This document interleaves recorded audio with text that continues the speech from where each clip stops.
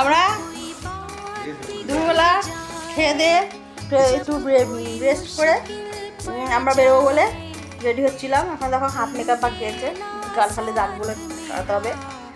আর যে আমাদের সাথে প্রোগ্রাম করেছিল সে হঠাৎ করে বলে, আমরা মানে এইমাত্র আমরা জাস্ট বেরোবো, সে বলে যে সে নাকি যাবে না।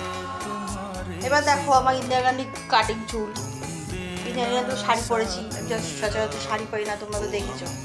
তা আজকে আমি একটু মুডে ছিলাম, ও মানে যাবো না।